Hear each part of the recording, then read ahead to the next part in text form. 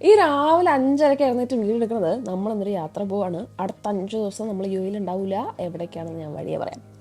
നമ്മുടെ flight Sharjah എയർപോർട്ടിൽ നിന്ന്. സോ അങ്ങോട്ടേക്കാണ് ഈ വെച്ച് പിടിപ്പിക്കുന്നത്. ഇന്നലെ രാത്രി കുറേ പണിയുണ്ടായിരുന്നു. അതെല്ലാം കഴിഞ്ഞ് 12:30 കടന്ന്. എന്നിട്ട് എനിക്ക് ആകെ ഉറങ്ങാൻ പറ്റിയത് 4 മണിക്കൂറാണ്. അതുകൊണ്ട് തന്നെ എയർപോർട്ടിലെത്തിയിട്ടൊന്നും എൻ്റെ കണ്ണ് പോലും മര്യാദയ്ക്ക് തന്നിട്ടില്ല.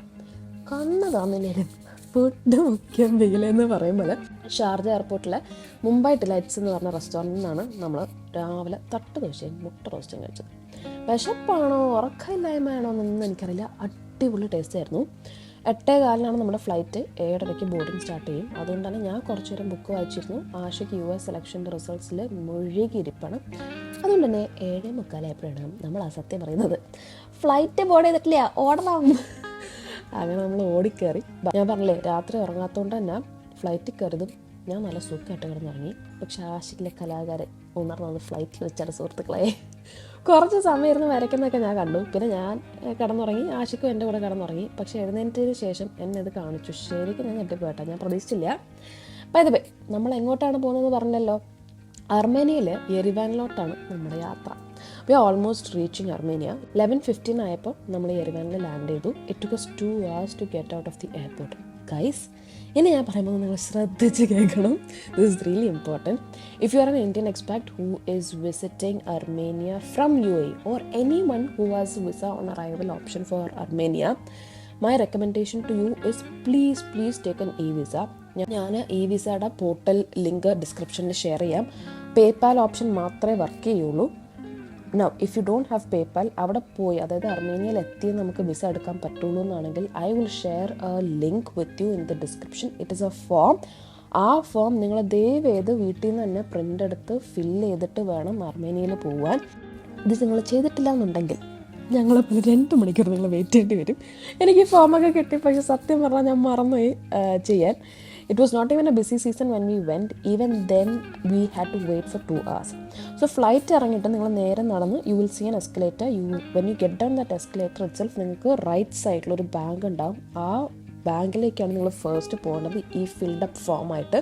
അവിടെ നിങ്ങൾ 4,000 ദിറാം, അർമേനിയൻ ദിറാം പെർ പേഴ്സൺ നിങ്ങൾ പേ ചെയ്യണം. അവർ അർമേനിയൻ കറൻസി എടുക്കുള്ളൂ. USD എടുക്കുന്നു തോന്നുന്നു, എനിക്ക് ഉറപ്പില്ല.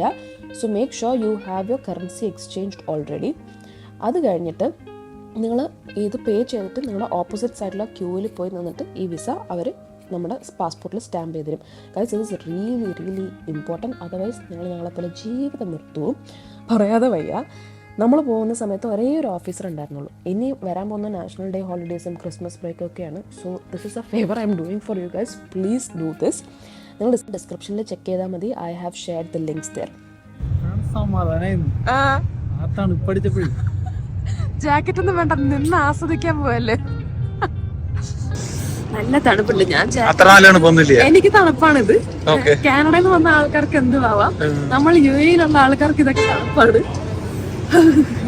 ഇവിടെ പുറത്തോട്ടിറങ്ങി ഞാൻ അപ്പത്തന്നെ ജാക്കറ്റ് ഇട്ടു. ആഷിക്കിനെ കണ്ടോ, മറ്റേ എന്താ അവന്റെ പേര്, തണുപ്പിങ്ങനെ തൊള്ളണം എന്റെ ദേഹത്ത് നിന്ന് പറഞ്ഞ് നിൽക്കുക. ഓക്കെ, നമ്മളിനി ഹോട്ടലിൽ പോട്ടെ. 1% ചാർജ് എന്റെ ഫോണിലുള്ളൂ. ഇതെല്ലാം കഴിഞ്ഞ് നമ്മൾ ഹോട്ടലിൽ ചെക്ക് ഇൻ ചെയ്തത് 3 മണിക്കാണ്. വിശന്നൊരു വഴിയായി. സോ ഹോട്ടലിലെ റെസ്റ്റോറൻറ്റിൽ നിന്നാണ് നമ്മൾ ലഞ്ച് കഴിച്ചത്. We had pizza and pasta. അങ്ങനെ കുറച്ച് നേരം റെസ്റ്റ് എടുത്തിട്ട് 6:30 നമ്മൾ യെരെവാൻ സിറ്റി കാണാൻ പോയി.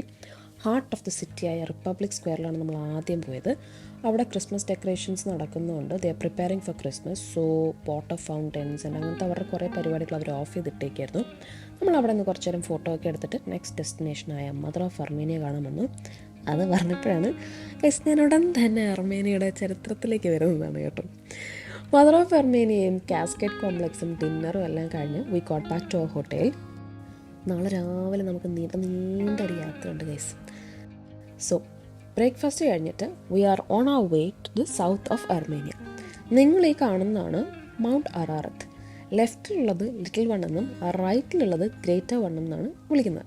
പണ്ട് ഇത് അർമേനിയയുടെ ഭാഗമായിരുന്നു, ഇപ്പോൾ അത് തുർക്കിയുടെ ഭാഗമായി. ഇനി നമ്മൾ കുറച്ച് ഹിസ്റ്ററി ലെസണിലേക്ക് കടക്കുകയാണ്. സോ ബേസിക്കലി അർമേനിയ എന്ന രാജ്യമാണ് ആദ്യമായിട്ട് നേഷൻ വൈഡ് ക്രിസ്ത്യാനിറ്റി അഡോപ്റ്റ് ചെയ്യുന്നത് back in the 4th century, which is like 301 AD.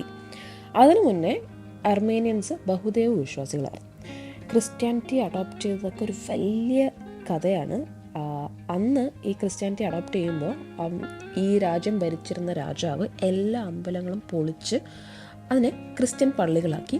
There is only one അമ്പലം ഇപ്പോഴും, അതാണ് Garni temple, which we will go to. ഇനി നമുക്ക് കുറച്ച് ഡാർക്ക് മാറ്ററിലേക്ക് കിടക്കാം. യുദ്ധമാണ് മെയിൻ ടോപ്പിക്. അർമേനിയ എന്ന രാജ്യം, it has gone through a lot of wars. Every generation has experience war. അർമേനിയയും അസർബൈജാനാണ് മെയിൻ ശത്രുക്കൾ.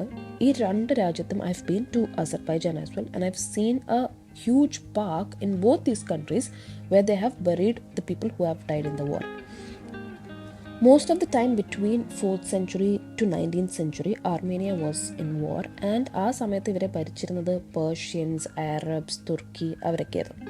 Fast forward to 1920 when Armenia became an independent republic country, and then Soviet Union വരുന്നു. Finally in 1991 USSR collapse ആകുകയും Armenia അതിൻ്റെ final independence നേടുകയും ചെയ്തു. If I'm not wrong, very recently, like back in 2022 also there were clashes between Armenia and Azerbaijan. അതാണ് ഞാൻ ആദ്യം പറഞ്ഞ every generation has gone through a war. യുദ്ധവും ചരിത്രമൊക്കെ മതി, നമുക്കിനി കുറച്ച് സ്ഥലങ്ങൾ കാണാം. നമ്മൾ ആദ്യം കോർ വിറാപ്പ് മൊണസ്ട്രിയിലേക്കാണ് പോയത്. കോർ വിറാപ്പ് എന്ന് വെച്ചാൽ ഡീപ്പ് ഡഞ്ചൻ എന്നാണ് അർത്ഥം. എന്തുകൊണ്ടാണ് പേര് ഞാൻ എപ്പോൾ പറയാവേ, അതിന് മുന്നേ ഈ കോർ വിറാപ്പിൻ്റെ ലൊക്കേഷൻ എവിടെയാണെന്ന് പറഞ്ഞോട്ടെ. So Khor Virap Monastery is actually just 8 kilometers away from Armenia and Turkey's border. ഞാൻ പറഞ്ഞില്ലേ തുടക്കത്തിൽ മൗണ്ട് അറാറത്ത് ഇപ്പോൾ തുർക്കിയിലാണ്, പണ്ട് അർമേനിയയിലായിരുന്നു. സോ ഇത് actually this is very close by to Turkey's border. ഈ മൊണസ്ട്രിയിലേക്ക് പണ്ട് ഗ്രെഗറി ദി ഇലൂമിനേറ്റർ എന്ന് പറയുന്ന ആളെ 13 വർഷമാണ് ഇംപ്രിസൺ ചെയ്തത്, അന്നത്തെ കിങ് ഓഫ് അർമേനിയ. സോ ആരാണ് ഈ ഗ്രെഗറി എന്നല്ലേ? So he was the founder and first official head of Armenian Apostle Church, and he is the one who converted ഈ നമ്മുടെ അർമേനിയക്കാർ പണ്ട് ബഹുദൈവ വിശ്വാസികളായിരുന്നു ഞാൻ പറഞ്ഞില്ലേ, അവരെ കംപ്ലീറ്റ്ലി ഒരു രാജ്യം മൊത്തത്തിൽ കൺവേർട്ട് ചെയ്ത് ക്രിസ്ത്യാനിറ്റിയിലേക്ക് കൺവേർട്ട് ചെയ്ത ആളാണ് ഗ്രെഗറി ദ ഇലുമിനേറ്റർ. ഗൈസ്, നിങ്ങൾ ഈ കാണുന്ന കറുത്ത പോൾസില്ലേ, ഈ പോൾസ് എന്താണെന്നറിയോ? അതാണ് തുർക്കി ബോർഡർ. നമ്മൾ വെറുതെ വേലി കെട്ടിയിടും പോലെയാണ് അവർ രണ്ട് രാജ്യങ്ങളെ തമ്മിലുള്ള ബോർഡറൊക്കെ കെട്ടിയിട്ടേക്കുന്നത്. പക്ഷേ നമ്മൾ we cannot cross this border by road. We can only take a flight from Armenia if you want to go to തുർക്കി.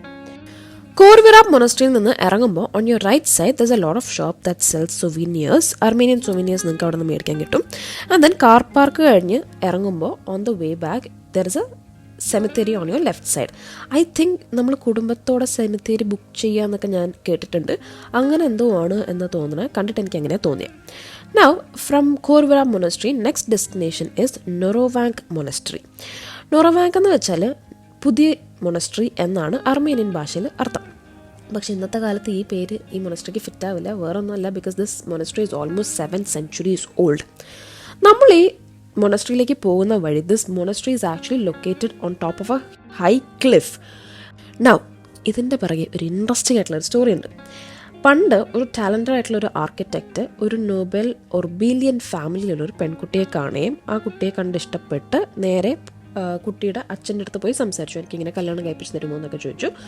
അച്ഛൻ ശരി സമ്മതിച്ചു, പക്ഷേ എനിക്കൊരു കണ്ടീഷൻ ഉണ്ടെന്ന് പറഞ്ഞു. ആ കണ്ടീഷൻ എന്താണെന്ന് വെച്ചാൽ ഈ architect he has to build an extraordinarily beautiful monastery but in 3 years. അങ്ങനെ പുള്ളി നേരെ ഇതിൻ്റെ പണിക്ക് പോയി. പണി തീരാറായപ്പോൾ ഈ ആർക്കിടെക്റ്റിനെ നൈസായിട്ട് ഈ പെൺകുട്ടിയുടെ അച്ഛൻ കൈ കൊണ്ടൊരു തട്ടും ഒരു തള്ളു എന്ന പോലെ ആ ക്ലിഫിൻ്റെ മുകളിൽ നിന്ന് തള്ളിയിടുകയും അയാൾ മരിക്കുകയും ചെയ്തു. Apparently the father did that because he did not want to keep his word. And സ്വന്തം മോളെ ഒരു ആർക്കിടെക്റ്റിനെ കൊണ്ട് കല്യാണം കഴിപ്പിക്കാൻ പുള്ളിക്ക് താല്പര്യമില്ലാത്തതുകൊണ്ടായിരുന്നു. എന്താ അല്ലേ?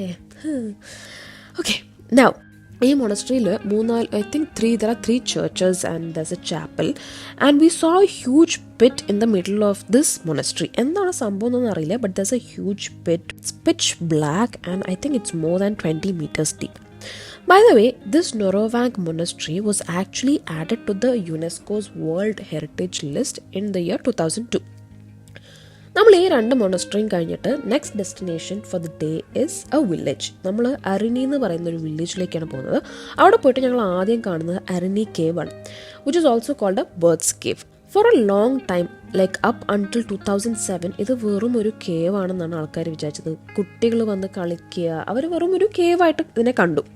But in 2007 Armenian archaeologists, they started excavations, and there was a lot of things these archaeologists found from this cave. One of them was this huge shoes which they found, and apparently അത് 1500 വർഷം പഴക്കമുള്ളൊരു leather shoes ആയിരുന്നു. They found this in 2008, and when they found it, it was in excellent condition. Can you imagine? A shoe is actually made from one piece leather, and it is the oldest piece of leather footwear in the world currently. The next thing archaeologists found from this cave is that this cave was actually used for religious purposes. Religious purpose എന്ന് പറയുമ്പോൾ they found around 20 human skeletons in jars. അങ്ങനെയാണ് ഈ കേവിൽ പണ്ട് കുരുതി കൊടുക്കാനായിട്ട് use ചെയ്തതെന്ന് ഇവർ മനസ്സിലാക്കുന്നത്. അപ്പാരൻ്റ്ലി ആ 20 സ്കെൽറ്റൻസിൽ നിന്ന് 2 സ്കെൽറ്റൻസിനെയാണ് ഇവർക്ക് ഡീപ്പായിട്ട് സ്റ്റഡി ചെയ്യാൻ പറ്റിയതും.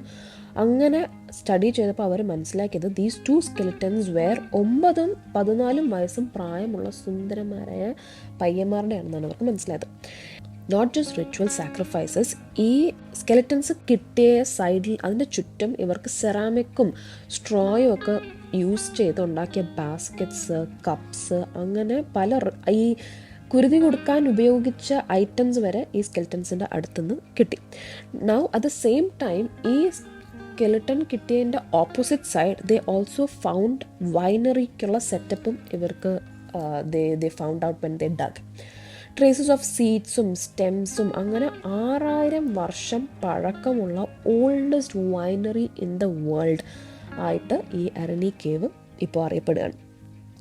ഇതുവരെ ആക്ച്വലി ഈ കേവിൻ്റെ 5% മാത്രമാണ് എക്സ്പ്ലോർ ചെയ്തിട്ടുള്ളത്. ദിസ് എൻറ്റയർ കേവ് എന്താണ്, അതിൻ്റെ ഉള്ളിൽ എന്തൊക്കെ ഉണ്ട് എന്ന് കണ്ടുപിടിക്കാൻ ഇറ്റ് വിൽ ടേക്ക് ഒരു ജനറേഷൻ എന്നും പോലെ it could take a lot of generations to find out what is in this entire cave. After visiting Areni cave നമ്മൾ ഇവിടെ ഉള്ള ഒരു വീട്ടിലാണ് ലഞ്ചിന് പോയത്. അവർക്ക് wine making, pure home made honey, അങ്ങനത്തെ കുറേ പരിപാടികളുണ്ട്. അടിപൊളി ഹണിയായിരുന്നു, നല്ല thick and it was really tasty. It's not expensive as well. It was just 50 dirhams for 1 kg. So for lunch നമുക്ക് ആദ്യം they gave some cheese and ക്യാരറ്റും എല്ലാം കൂടെയിട്ടുള്ളൊരു സാലഡ് പോലത്തെ സാധനം. അത് കഴിഞ്ഞ് റൈസും മുട്ട ചിക്കിയിട്ട് it's something similar to shakshuka but it's not shakshuka, അങ്ങനത്തെ ഒരു കറിയൊക്കെ ആയിട്ട് തന്നു. And then came the star, അടിപൊളി ഗ്രിൽഡ് ചിക്കൻ. ഇവർ പുറത്ത് ഒരു കുഴിയൊക്കെ കുഴിച്ചിട്ടാണ് ഇത് ഉണ്ടാക്കിയത്. And then we had a wine tasting session. Pomegranate ആണെന്ന് തോന്നുന്നു, എനിക്കറിയില്ല. Armenians are known for their wine making, and ഇവിടുത്തെ മെയിൻ ഫ്രൂട്ടാണ് pomegranate. It's like the national simple. Oh my god guys, ഞാൻ നിങ്ങളുടെ ഒരു കാര്യം പറയാൻ പറഞ്ഞു തുടക്കത്തിൽ. It's a fun fact. Almost all Armenians have the same surname. It ends with yan. For example, Kim Kardashian. Kim's father is actually an Armenian. നിങ്ങൾക്ക് അറിയാമായിരുന്നോ? എനിക്കറിയുന്നുണ്ടായിരുന്നില്ല guys. ഇനി ഞാൻ സത്യം പറയട്ടെ, ഞങ്ങൾ November 6th പോയിട്ട് 10th തിരിച്ചെത്തിയതാണ്. 2 ആഴ്ചയായിട്ട് ഞാൻ ഈ വീഡിയോ എഡിറ്റ് ചെയ്തുകൊണ്ടിരിക്കുക. ഈ വോയിസ് ഓവർ പരിപാടി കുറച്ച് ടഫാണ് കേട്ടോ. അപ്പോൾ നമുക്ക് ബാക്കി അർമേനിയൻ വിശേഷം അടുത്ത വീഡിയോയിൽ കാണാം. Also if you want to know the total expense of this trip, please let me know. It was actually very cheap for the both of us. അപ്പോൾ നമുക്ക് അടുത്ത വീഡിയോ കാണാം. അതുവരെ ടാറ്റാ, ബൈ ബൈ.